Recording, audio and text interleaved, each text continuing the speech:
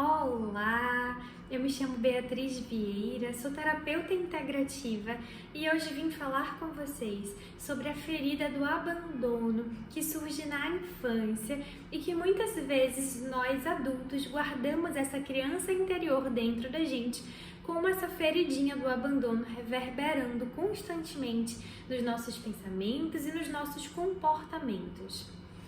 Tudo o que acontece na nossa infância que não é bem processado pela nossa versão criança, a gente acaba trazendo para a fase adulta.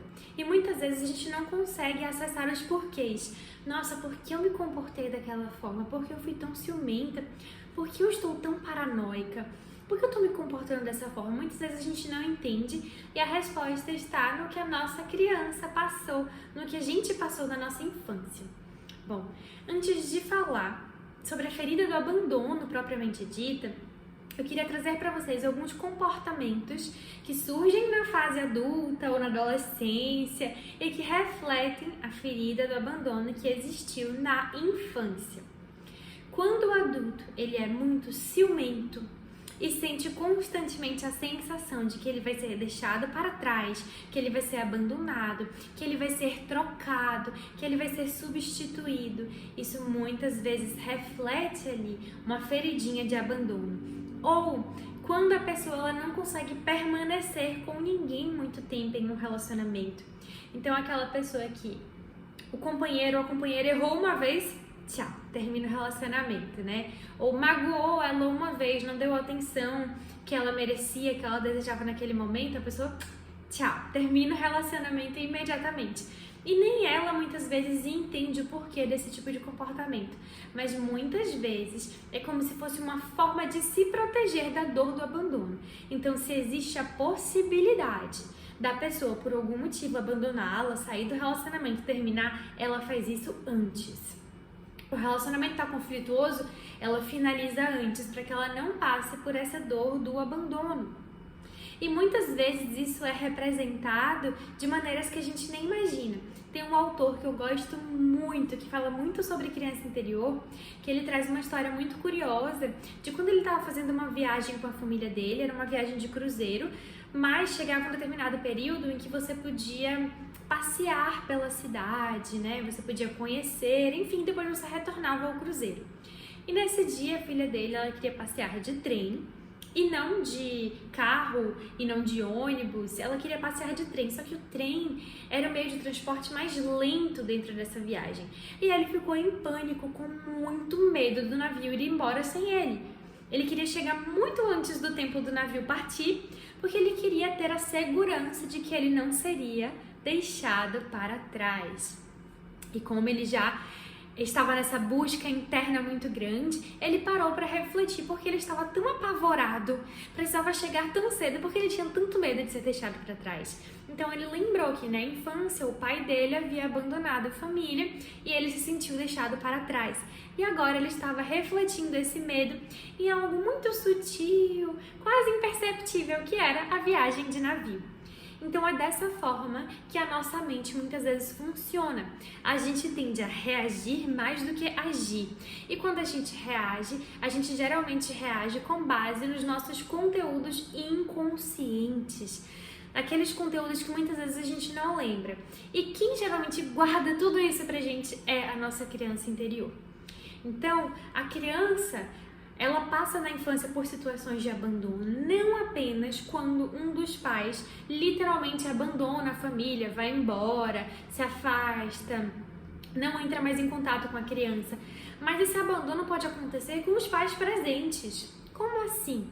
Pais que não dão atenção para a criança, então que estão ali dentro de casa, mas que não querem escutar o que a criança tem para falar, não querem estar brincando com a criança, não querem estar em contato com essa criança, podem acabar provocando essa ferida, esse sentimento de rejeição naquela criança e de abandono.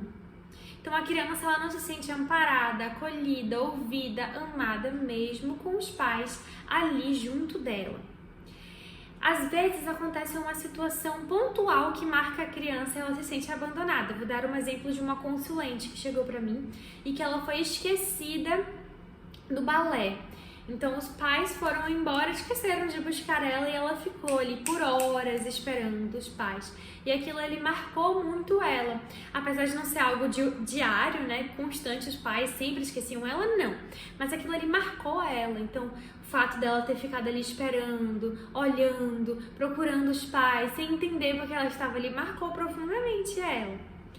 Então essas situações acabam ferindo, né, a nossa infância, acabam ferindo a nossa versão criança, e ela tende a interpretar que tudo que acontece uma vez pode se repetir, e se pode se repetir é bom que ela se proteja.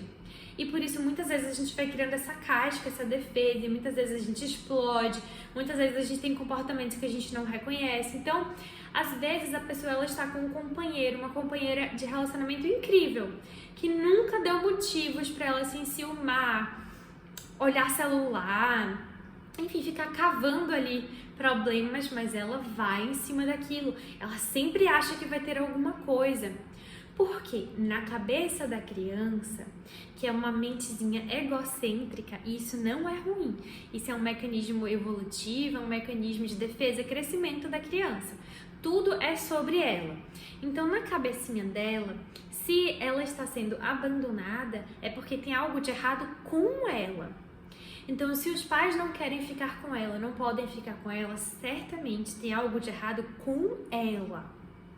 Então, ela não é boa o suficiente, ela não é carinhosa, ela não é inteligente, ela não é legal. E ela vai internalizando aquilo ali, que vai se juntando com os comentários que os pais muitas vezes fazem em momentos mais desafiadores, em momentos de conflito, em momentos de estresse, que os pais explodem.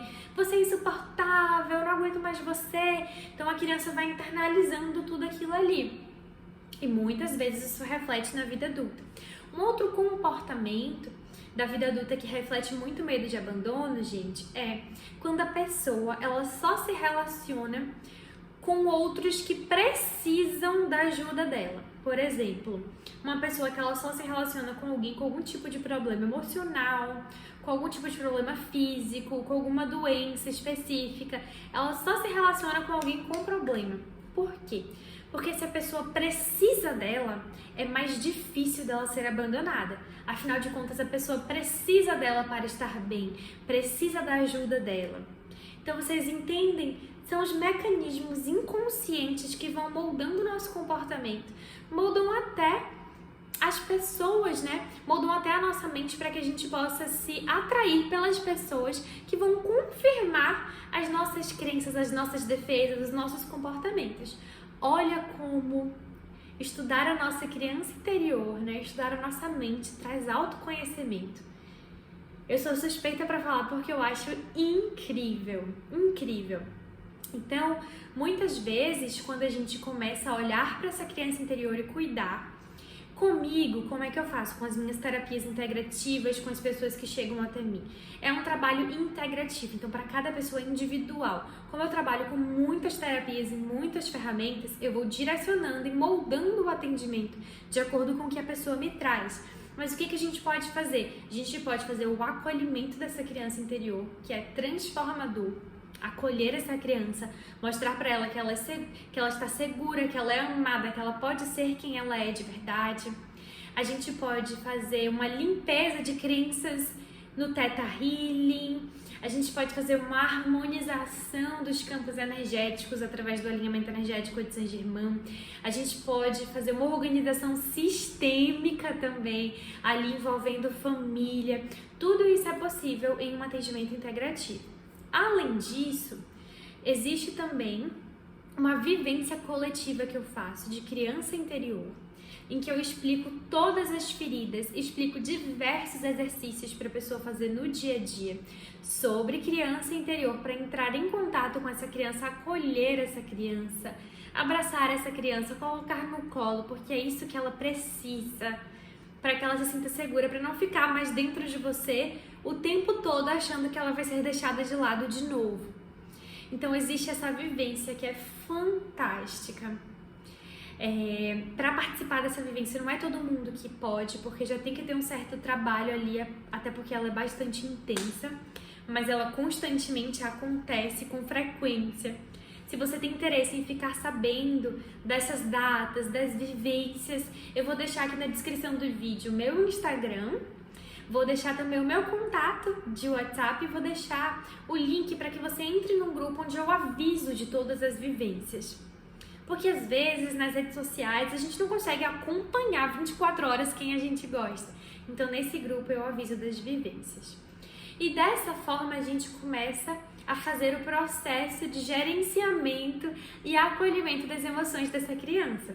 Eu sempre gosto de falar para as pessoas que a gente não pode ficar a vida inteira esperando por um grande evento que modifique tudo. A gente tem que começar a caminhar. E aí, a cada passo dado, a gente vai aprendendo uma nova ferramenta, a gente vai se harmonizando. E dessa forma, quando a gente olha para trás, a gente observa o tanto que a gente caminhou, o tanto que a gente cresceu, o tanto de estabilidade e equilíbrio emocional que a gente adquiriu.